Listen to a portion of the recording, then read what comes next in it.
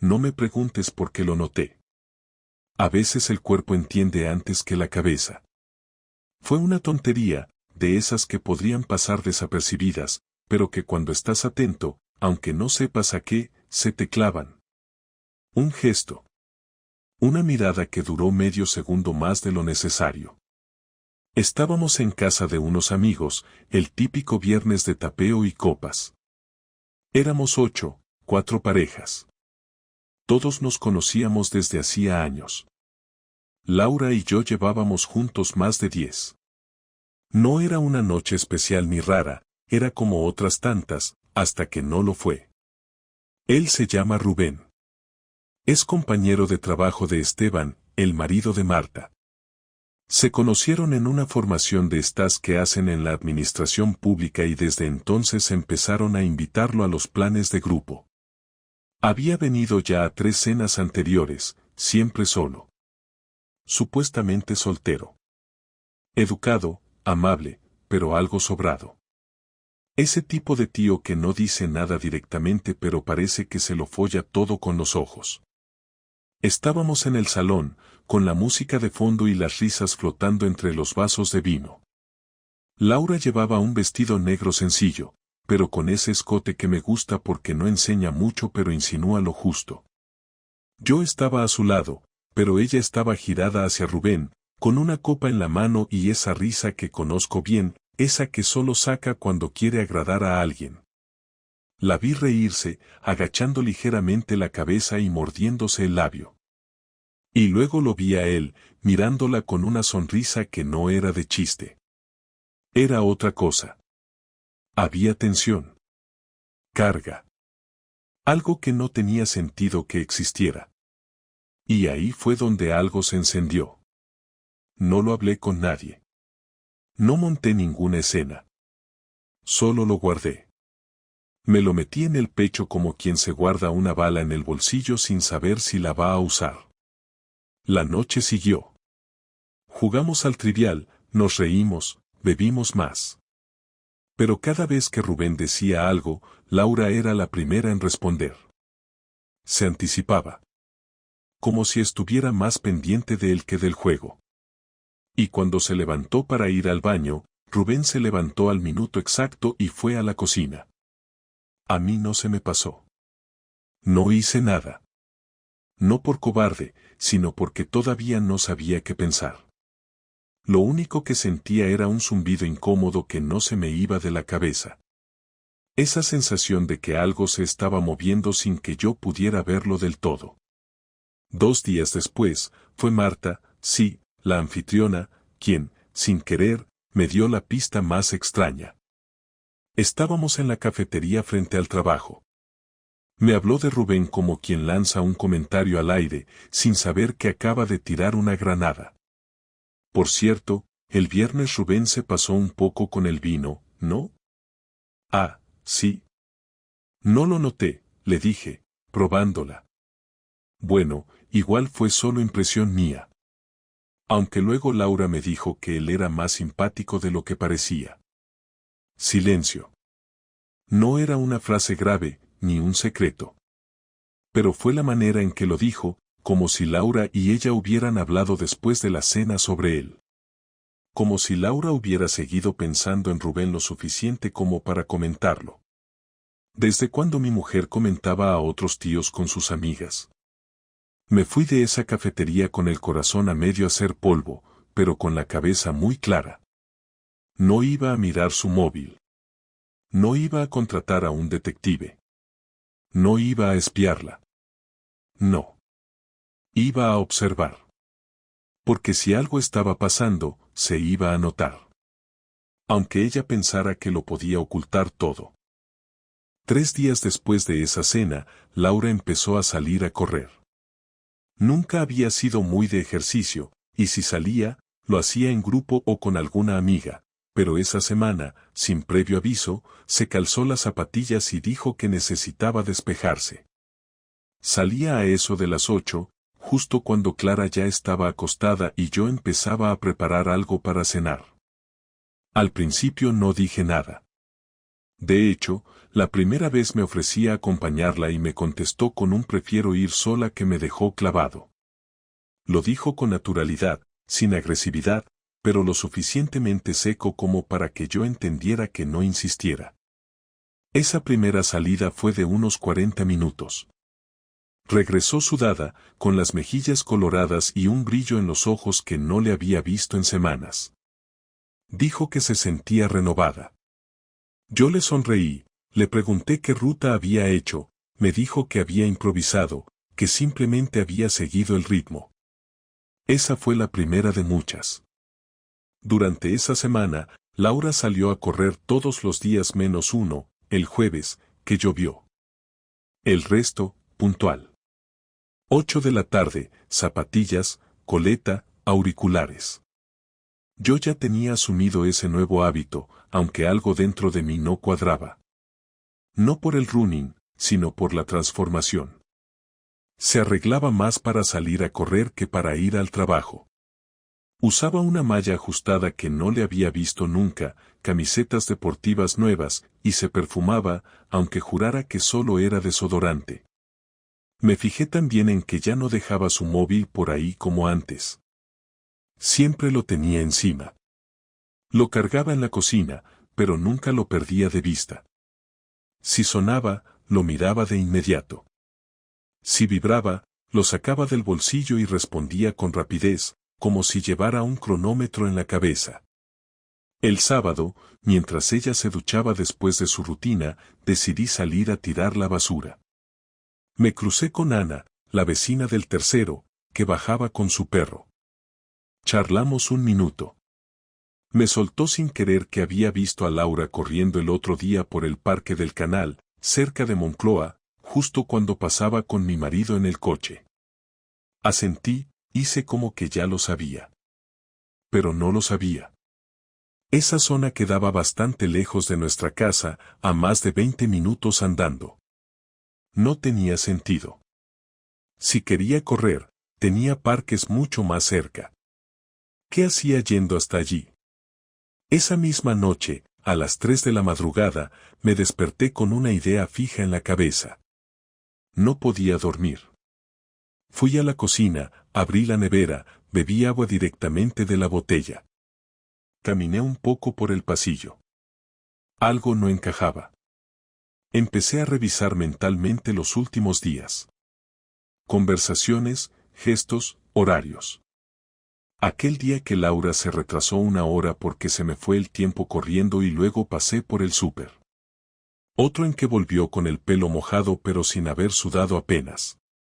Cosas pequeñas, pero acumulativas. No eran pruebas, pero sí señales.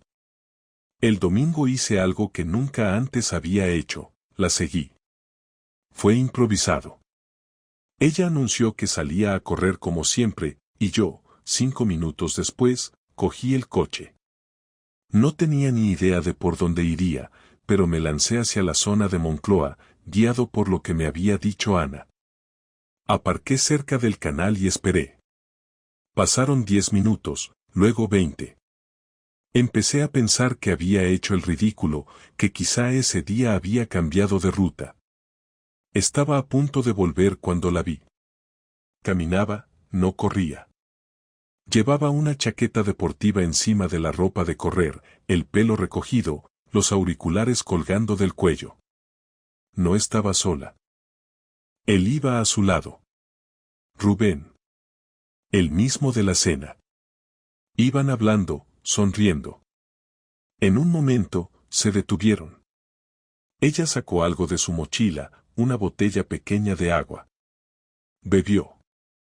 Él la miró como si se conocieran de toda la vida. Luego la cogió por la cintura y la besó. No fue un beso largo, ni escandaloso, pero tampoco fue un saludo. Fue un beso que no te das con una amiga ni con alguien a quien acabas de conocer. Fue un beso con historia. Me quedé congelado. No pensé. No grité. No salí del coche. Solo los miré mientras ellos seguían andando, ajenos a todo, a mí, al coche, al hecho de que su mundo acababa de romper el mío en pedazos. Estuve allí, dentro del coche, más de media hora. No sabría explicar qué pensé durante ese rato. Supongo que no pensaba. Solo sentía rabia, náuseas, una especie de incredulidad pegajosa que me impedía moverme. Cuando por fin arranqué, lo hice sin destino. Conduje sin sentido, solo para moverme, para no quedarme ahí quieto con esa imagen repitiéndose una y otra vez en mi cabeza. No lloré. No grité. No rompí nada. No podía hacer nada de eso. Estaba tan aturdido que lo único que hice fue manejar. Volví a casa cerca de las 10. Laura ya estaba duchada y en pijama, preparando algo de cena. Me preguntó si había salido a comprar algo porque notó que faltaba leche. Le dije que me sentía mal del estómago y que había salido a caminar. Me miró con una mezcla de lástima y distancia. Me dio un beso en la mejilla y volvió a lo suyo. No sospechó nada. Esa noche no dormí. Me pasé horas en la cama, mirando el techo. Ella dormía a mi lado, respirando tranquila. Yo no podía cerrar los ojos sin ver esa escena en el parque. Me pregunté cuánto tiempo llevaba ese juego.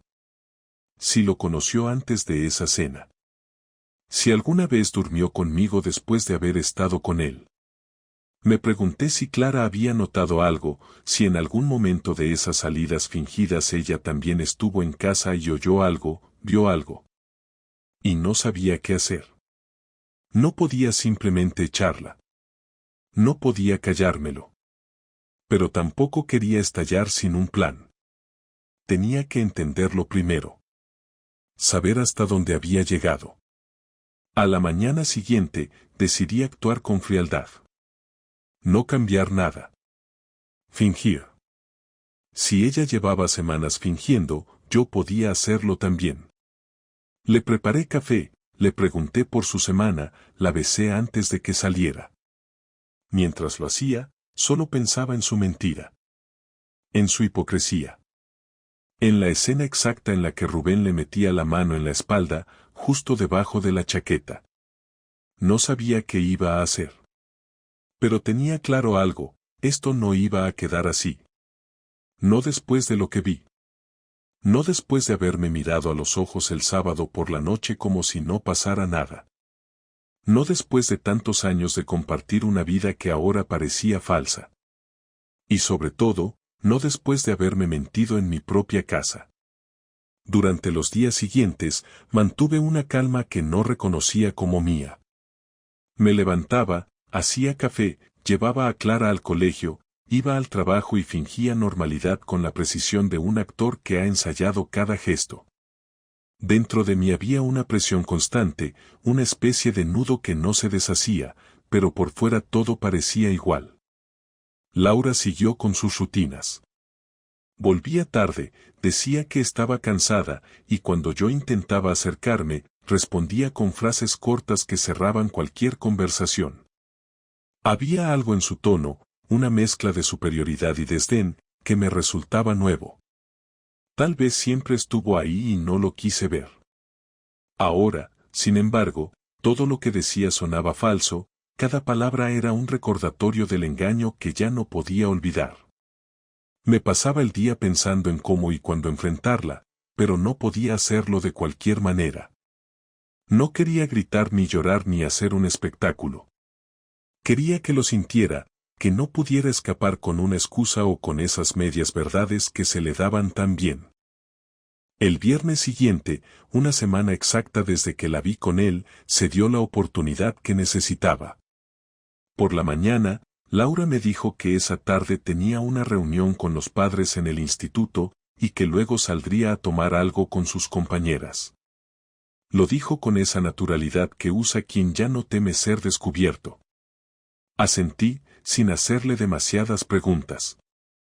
Cuando se fue, esperé unos minutos, fingí seguir mi día, pero en realidad estaba planificando lo que iba a hacer. Sabía que esa reunión era la misma excusa que usó otras veces. No necesitaba comprobarlo, pero lo hice igualmente. A las 6:30 salí de casa, conduje hasta el instituto y me quedé esperando. A las 7:45, la vi salir, pero no con sus compañeras, sino sola. Caminó hasta el final de la calle y subió a un coche gris que la estaba esperando. No tuve que mirar 2 veces para reconocer a Rubén. Él también me vio una vez en la cena, así que bajé la cabeza y esperé que no me distinguiera. Se fueron hacia el centro, y yo lo seguí a cierta distancia. No iba rápido, pero mi corazón sí. Sentía cada segundo como si durara el doble. El coche aparcó cerca de un pequeño hotel en la calle Ferraz. Vi cómo entraban sin prisa, como si fuera algo rutinario. En ese momento, entendí que aquello no era una aventura reciente. Llevaban tiempo. Demasiado. Aparqué en la esquina, esperé unos minutos y luego me acerqué al hotel. Entré detrás de una pareja cualquiera y fingí buscar a alguien en la recepción. Observé a la recepcionista y le pregunté si tenían restaurante, solo para escuchar su voz y ver si se inquietaba. No se inquietó. Todo era normal, como si esa situación se repitiera a diario.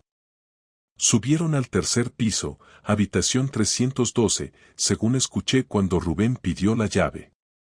Me quedé ahí, inmóvil, mientras ellos desaparecían por el ascensor. Sentí una mezcla de rabia y asco, pero también una especie de claridad.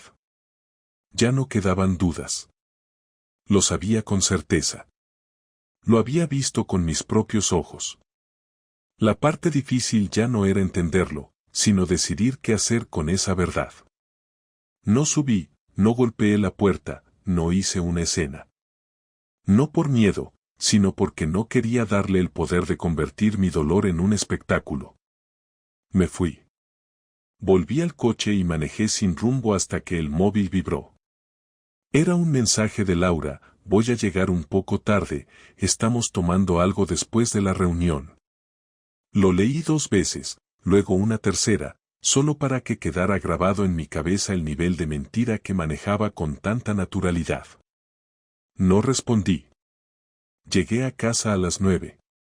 Clara estaba dormida, y el silencio del piso me pareció insoportable.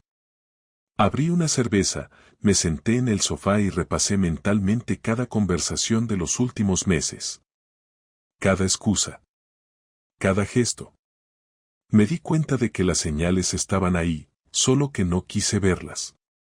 Me negué a hacerlo, porque era más fácil creer en la rutina que enfrentar la verdad. A las 11:30 escuché la puerta. Laura entró con paso tranquilo, con el pelo algo húmedo, como si se hubiera duchado. Llevaba la misma ropa, pero olía a perfume distinto. No el suyo habitual, sino uno más fuerte, más masculino. La saludé sin mirarla. Ella dijo: no te quedes hasta tarde viendo cosas, mañana tenemos que madrugar con Clara. Asentí. Se cambió de ropa y se metió en la cama. Yo seguí en el sofá, fingiendo que veía algo, pero en realidad estaba esperando. Esperando el momento en que pudiera mirarla a los ojos sin dudar de lo que iba a decir. Subí al dormitorio cuando ella ya dormía. Me quedé de pie un rato, observándola. Tenía la respiración tranquila, la expresión relajada. Dormía en paz. Yo, en cambio, no tenía ni un solo pensamiento que no me doliera. La mañana siguiente, el silencio entre nosotros fue más denso que nunca. Preparé el desayuno, le serví café, y cuando se sentó frente a mí, sin levantar la vista del móvil, decidí que había llegado el momento. Dije su nombre despacio. Laura. Ella levantó la mirada, con esa expresión de quien no espera nada importante. Tenemos que hablar. No cambió el gesto. ¿Sobre qué?, preguntó, mientras dejaba el móvil sobre la mesa. Sobre Rubén. La taza se quedó a medio camino entre la mesa y su boca. No dijo nada al principio. Solo un leve parpadeo, como si necesitara ganar tiempo. Luego intentó sonreír. ¿Qué pasa con Rubén? La frialdad de su tono me encendió por dentro. Sé lo del hotel. Sé que os veis. Y sé que no es la primera vez. No hubo gritos. No hubo insultos. Solo silencio. Un silencio largo que pesaba tanto que parecía llenar toda la cocina. Ella bajó la mirada, y por primera vez en mucho tiempo, la vi perder el control. No lloró, pero le temblaban las manos. No es lo que piensas, dijo, la frase más vacía y previsible que podía usar, pero sin dramatismo, sin lágrimas. Lo que pienso, respondí, es que me estás mintiendo, y que llevas tiempo haciéndolo, ¿cuánto hace? Ella dudó unos segundos antes de responder. Unos meses. Sabía que era mentira, y ella también lo sabía. ¿Por qué?, pregunté. No lo sé, contestó. Y en esa respuesta entendí que no iba a obtener nada más. No iba a admitir nada. No iba a darme el alivio de una explicación. Seguí hablando, no por buscar consuelo, sino por vaciarme. Le dije todo lo que llevaba dentro, que la vi en el parque, que la seguí hasta el hotel, que conocía cada excusa, cada mentira. Le dije que la noche anterior la había esperado, que había leído su mensaje mientras se acostaba con otro. Ella me escuchó sin interrumpir, sin negar nada. Cuando terminé, se levantó despacio, apoyó las manos sobre la mesa y dijo en voz baja, no sé por qué pasó, Javier. No lo planeé. Simplemente, me sentía vacía. Esa frase me provocó un rechazo inmediato. Vacía, repetí, conteniendo las ganas de gritar. Llevas años conmigo, con nuestra hija, con una vida que hemos levantado juntos, y me vienes con eso de que te sentías vacía. No te engañes, Laura. No te faltaba nada. Te sobraba cobardía. Ella intentó responder, pero no la dejé. Me levanté, cogí las llaves del coche y salí. No sabía a dónde iba, pero necesitaba salir de esa casa antes de hacer o decir algo que no pudiera revertir. Conduje hasta el descampado detrás del polideportivo, el sitio donde solía ir de adolescente a fumar con mis amigos. Apagué el motor y me quedé ahí, mirando la nada. No había lágrimas. No había consuelo. Solo una especie de vacío físico, como si me hubieran arrancado el aire del pecho. No podía volver a casa todavía. No podía mirarla ni fingir más. A las 2 de la madrugada volví, solo para dormir un par de horas en el sofá. Ella estaba en la cama, dormida o fingiendo estarlo. A partir de ese momento, todo cambió. El aire, el tono, los silencios. Y aunque seguíamos bajo el mismo techo, ya no vivíamos juntos. Solo compartíamos paredes. Los días siguientes fueron mecánicos. Me despertaba temprano para no verla, preparaba el desayuno para Clara, la llevaba al colegio y me iba al trabajo sin decirle nada más allá de lo mínimo necesario. Laura hacía lo mismo. Nos evitábamos dentro de la misma casa, como si cada uno hubiera aprendido a caminar en silencio, cerrando puertas sin hacer ruido, pasando uno detrás del otro por el pasillo sin cruzarse ni con los ojos. Clara, que es lista, notó algo casi de inmediato.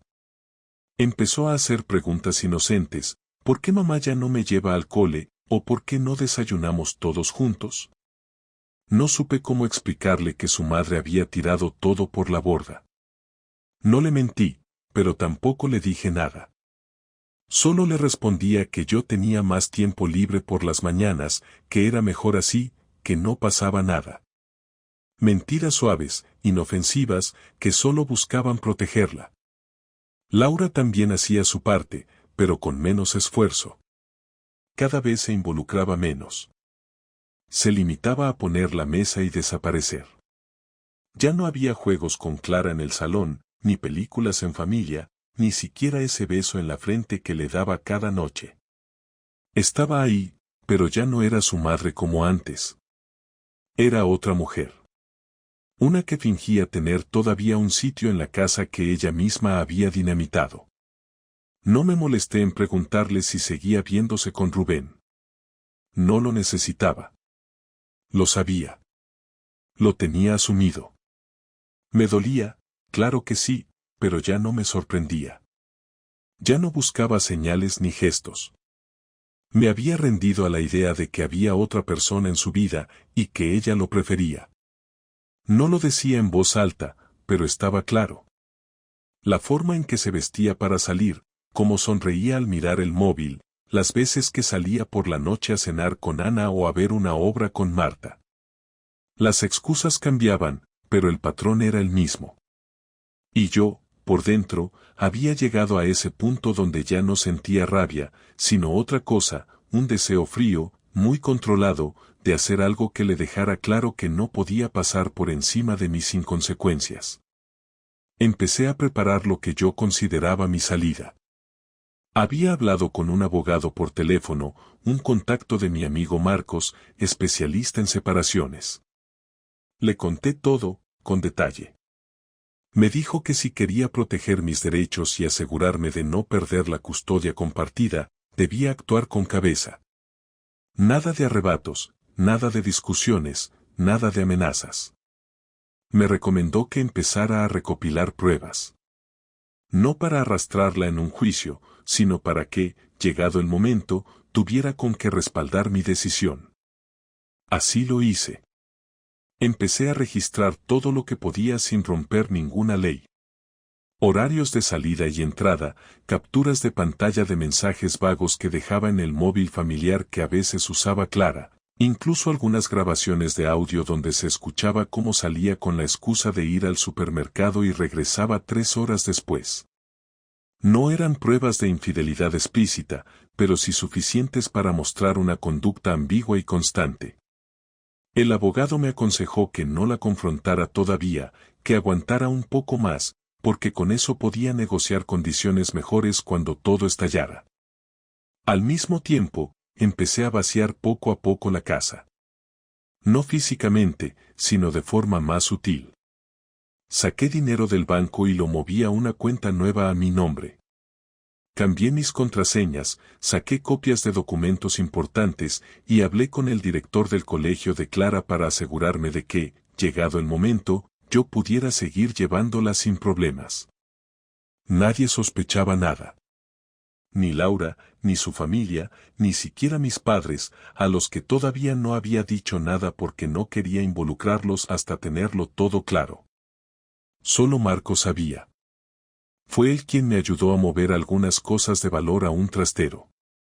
Discos duros, documentos, una caja con recuerdos personales que no quería que se quedaran en la casa cuando todo se viniera abajo. Una semana después, el sábado por la tarde, Clara se fue a dormir a casa de una amiga. Laura dijo que iba a salir con Marta. Yo ya sabía que era mentira. Estaba listo para actuar. Preparé la cena solo para mí, puse música baja y me senté a escribir una carta. No una de esas cursis de despedida, ni tampoco un ataque lleno de reproches. Era una lista clara, punto por punto, de lo que había visto, de lo que sabía y de lo que iba a pasar a partir de ese momento. En la carta le explicaba que ya había consultado con un abogado, que tenía pruebas suficientes, que iba a pedir la separación legal y que no tenía interés en seguir compartiendo un techo con ella. Le aclaraba también que quería quedarme en la casa con Clara, al menos hasta que la situación se resolviera. Todo estaba escrito con calma, sin insultos ni frases dramáticas. Solo hechos, fechas y decisiones. La metí en un sobre y la dejé en su almohada. Cuando volvió, cerca de la 1 de la madrugada, yo estaba en el sofá. Me miró con cara de sorpresa, como si no esperara encontrarme despierto. Dijo algo como ¿no podías dormir? No respondí. Solo le señalé con la cabeza que subiera. Me levanté, me serví un vaso de agua y esperé. Tardó en leerla, pero no bajó. A los 10 minutos la escuché caminar por el pasillo, luego abrir el armario y moverse por la habitación. Me quedé en el sofá, sin hacer ruido. No quería hablar esa noche. No quería gritos, ni lágrimas, ni ninguna de esas escenas de reconciliación falsa que había visto en películas. Lo mío era firme. Irrevocable. Al día siguiente, bajó a desayunar antes que yo. Me dejó un plato con tostadas y se sentó frente a mí. No dijo nada durante un rato. Luego, muy seria, sin dramatismo, preguntó, ¿de verdad quieres hacer esto? Asentí. No le devolví la pregunta. Me limité a mirarla. Ella suspiró. No pensaba que llegaríamos a esto, dijo, sin rastro de emoción. Como si le hablara a un compañero de trabajo. No pensabas que te iba a descubrir, respondí. Su mirada cambió por un segundo, luego se fue a la cocina sin decir más. Durante esa semana dormimos en habitaciones separadas. Clara seguía sin saber nada, y por el momento no iba a enterarse. Yo ya estaba hablando con una mediadora familiar para preparar la separación de forma civilizada, sin que la niña quedara en medio del conflicto. Laura, por su parte, no discutió nada. No intentó frenarlo. Solo lo aceptó. Me dijo una tarde, sin que yo le preguntara, que Rubén ya no formaba parte de su vida. No le creí. Pero tampoco me importaba. A esas alturas, lo único que quería era cerrar todo esto lo antes posible, quedarme con la custodia compartida de mi hija y sacarla de una casa en la que ya no había ni rastro de familia. Todo lo demás me daba igual. Apenas 15 días después de esa carta, firmamos el acuerdo de separación provisional. El abogado lo redactó, ella lo aceptó sin modificar mucho, y lo presentamos. Fue frío, rápido, práctico. Ni una sola lágrima. Cuando salimos del despacho, ella se fue en dirección contraria sin mirarme. Yo me fui a casa a buscar a Clara al colegio. Esa tarde jugamos en el parque como si nada pasara. Ella me contaba cosas del cole, se reía, me pedía que la empujara más fuerte en el columpio. Yo la miraba sabiendo que había tomado la decisión correcta. Lo que quedaba ahora era explicárselo, poco a poco, con las palabras adecuadas. Pero eso sería después. Por ahora, solo quería disfrutar de ese momento sin mentiras, sin máscaras, sin Laura. 2 semanas después de firmar el acuerdo provisional de separación, lo más difícil seguía pendiente. Hasta entonces, Clara no sabía nada. Seguíamos aparentando dentro de casa, pero ya no funcionaba. Los silencios eran más largos, las respuestas más frías, y por mucho que intentáramos mantener una rutina normal, ella notaba que algo iba mal. Me preguntaba por qué mamá ya no cenaba con nosotros, por qué dormía en la otra habitación, por qué había tantas llamadas en voz baja y por qué nunca coincidíamos todos en la misma habitación. Yo evitaba las respuestas con frases rápidas, pero ya no bastaba. Así que hablé con una psicóloga infantil recomendada por la mediadora. Me sugirió que le dijéramos la verdad, con palabras simples, sin entrar en detalles que no eran para su edad. Que fuéramos honestos, sin repartir culpas delante de ella. Acordé con Laura que lo haríamos un sábado por la mañana, todos sentados en el salón. Ella aceptó sin discutir, aunque puso esa cara que ya era habitual, esa especie de fastidio resignado con el que respondía a casi todo. Cuando llegó el momento, Clara se sentó entre nosotros, todavía en pijama. Le acaricié el pelo, le sonreí, y le dije que teníamos que hablarle de algo importante. Ella me miró con esos ojos grandes, tan inocentes, tan confiados, y sentí que se me encogía el pecho.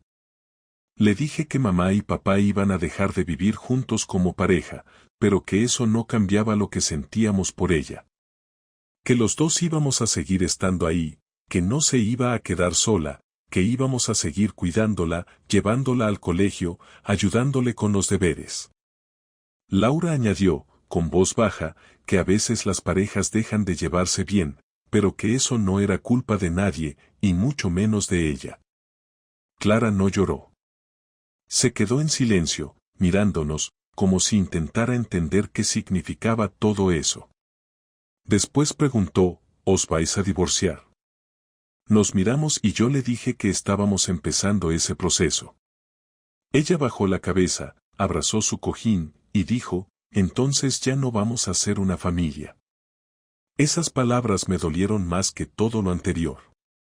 Más que la traición, más que la rabia, más que la indiferencia de Laura. Me dolieron porque era verdad. Porque, aunque seguíamos usando esa palabra, familia, ya no éramos una. Le dije que sí íbamos a hacerlo, pero diferente. Que íbamos a aprender a vivir de otra manera.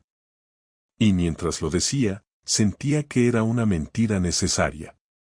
No quería decirle que todo se había roto. No todavía.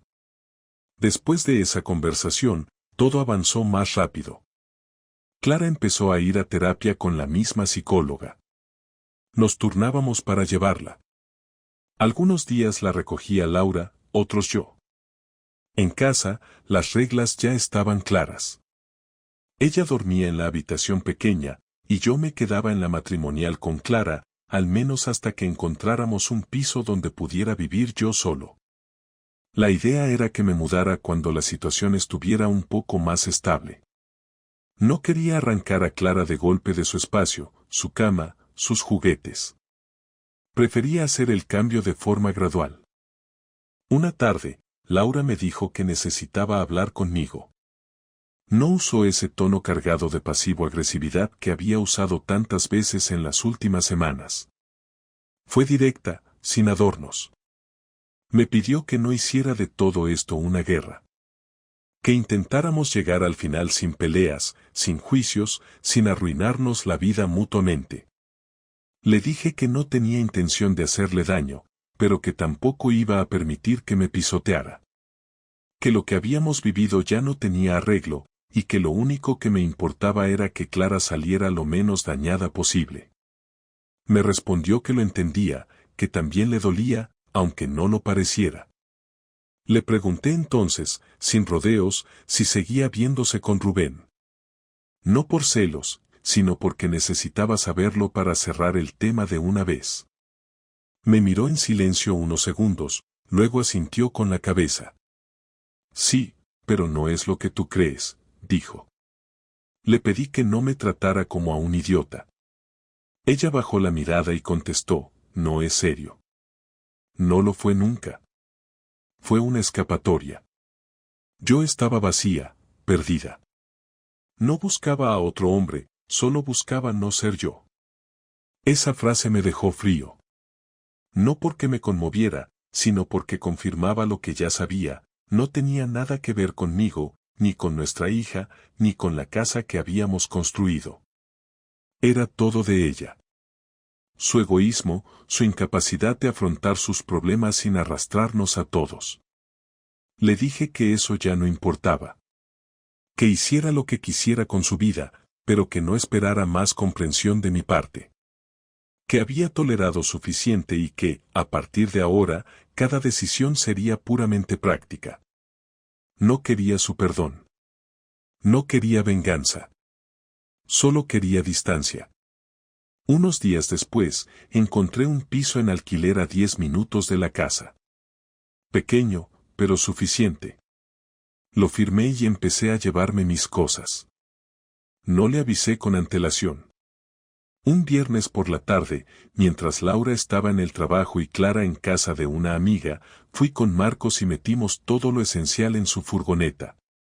Ropa, libros, ordenador, algunas cosas personales, y la guitarra que llevaba años sin tocar. Cuando terminé, dejé una nota en la mesa.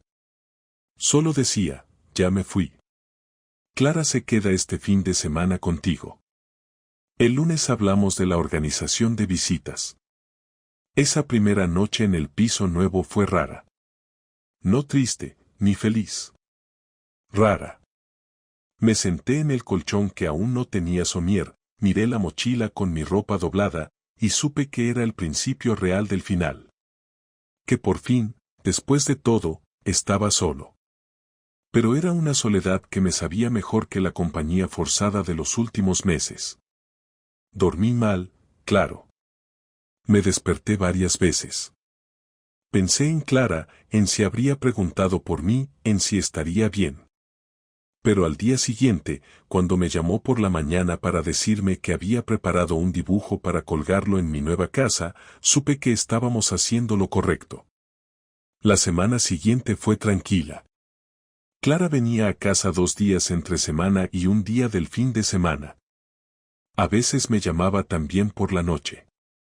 Leía cuentos por videollamada, le ayudaba con los deberes, y aunque no era perfecto, era suficiente. Laura no ponía pegas. Ya no discutíamos. Nos hablábamos por mensajes, secos, sin adornos, pero efectivos. Todo giraba en torno a Clara, y así debía ser. Una tarde, sin previo aviso, recibí un mensaje suyo que decía: no sé si algún día me vas a perdonar. Pero gracias por no hacerme la vida imposible. No respondí. No necesitaba hacerlo. Lo nuestro ya estaba en otra etapa. Ella hablaba desde el arrepentimiento, yo desde la reconstrucción. Y así fue como pasé de la rabia a la calma. No fue rápido. No fue limpio. Pero fue real. Había perdido a mi esposa, sí. Había perdido una casa, una rutina, una forma de vida. Pero también había ganado claridad, había recuperado mi voz, y sobre todo, había protegido a mi hija del daño que Laura no supo evitar. Lo que viniera después ya no me asustaba. Porque lo peor ya había pasado. Y yo seguía en pie. Un mes después de haberme ido de casa, mi vida ya era otra. No mejor, no peor, simplemente diferente. Las mañanas eran más tranquilas, no porque tuviera menos cosas que hacer, sino porque ya no caminaba con esa tensión en el pecho que sentía cada día al convivir con alguien a quien ya no podía mirar igual. Clara se había adaptado sorprendentemente bien, al menos en apariencia. Era una niña inteligente, sensible, y aunque seguía haciendo preguntas que dolían, también tenía una capacidad para seguir adelante que yo envidiaba. Una tarde, mientras cenábamos en mi piso, me preguntó si yo seguía queriendo a mamá. Le dije que las cosas ya no eran como antes, pero que siempre íbamos a ser sus padres, que eso no cambiaba. Me miró con cara seria, luego siguió comiendo. Después me enseñó un dibujo que había hecho en el colegio, donde aparecíamos los tres, de la mano, bajo un sol enorme. Me lo llevé al dormitorio y lo colgué en la pared. No porque creyera en esa imagen, sino porque era su forma de entender el mundo, y eso merecía respeto. Un día cualquiera, al salir de trabajar, recibí un mensaje de Laura. No uno como los de siempre, con horarios o logística sobre Clara, sino uno distinto. Solo decía: ¿podemos hablar? No tenía ganas, pero contesté que sí, que podía pasarse por casa después de las 8, cuando Clara ya no estuviera. Llegó puntual. Venía con ropa de trabajo, sin maquillaje, con cara de agotamiento. Entró, se sentó en la mesa de la cocina, y estuvo callada un minuto largo antes de decir nada. Yo tampoco hablé. No tenía intención de facilitarle nada. Finalmente dijo: no vengo a pedirte volver ni a justificar lo que hice. Ya no tiene sentido. Me limité a escuchar. Solo quería hablar contigo como persona, sin odio, sin reproches.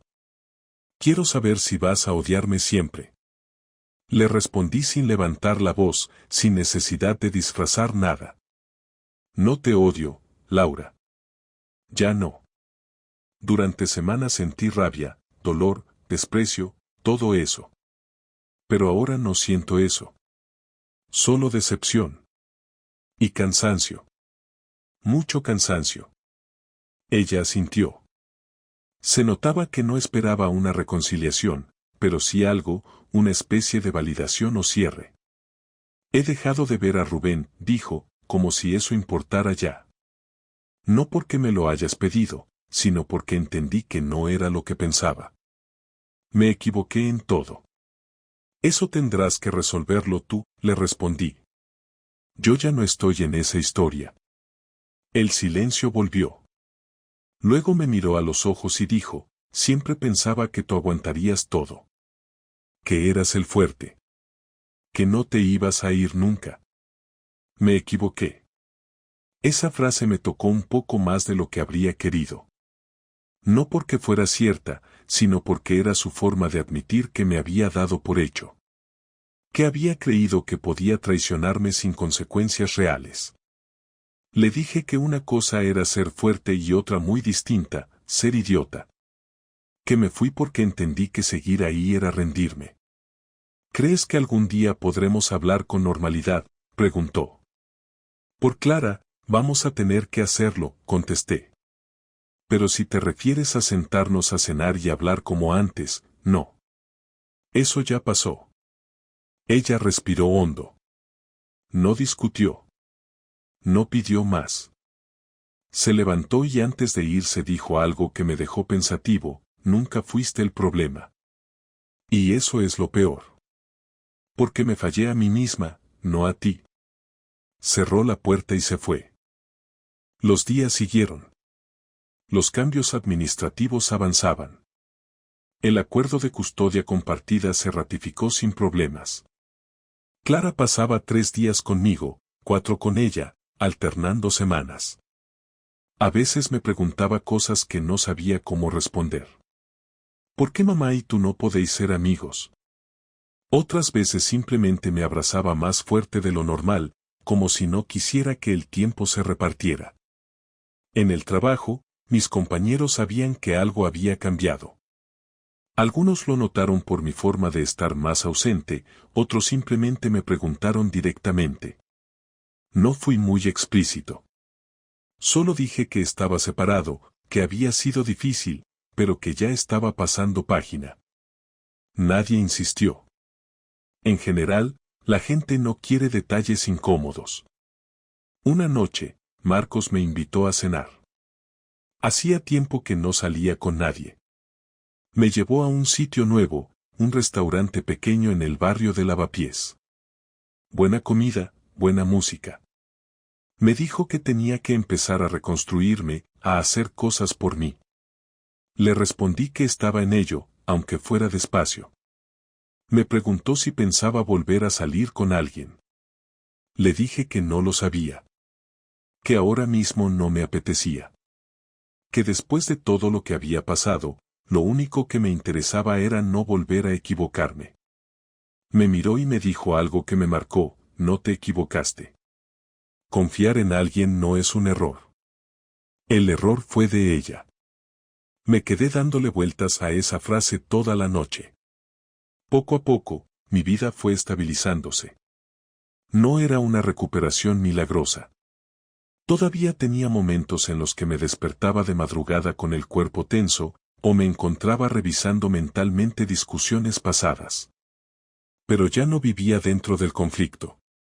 Ya no necesitaba comprobar si Laura mentía, ni buscar respuestas en sus gestos. Lo que teníamos estaba roto. Lo que importaba ahora era no romper a Clara en el proceso. Y en eso sí estábamos los dos alineados. Coordinábamos bien las rutinas, las tareas, los eventos escolares. Nos saludábamos sin frialdad, pero sin afecto. Como socios. Como padres que saben que ya no hay vuelta atrás. Un sábado por la mañana, Clara me preguntó si podíamos ir los 3 al parque.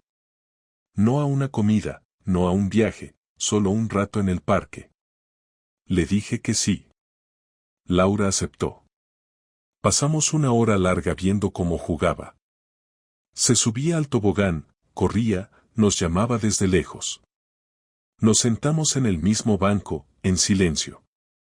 De vez en cuando comentábamos algo trivial, si el parque estaba más limpio que antes, si la niña había crecido en las últimas semanas. Nadie mencionó el pasado. Nadie preguntó si esto iba a repetirse. Cuando terminamos, Laura y yo nos despedimos con un gesto de cabeza. Clara nos abrazó a los dos, sin saber que ese momento era algo así como el cierre simbólico de todo.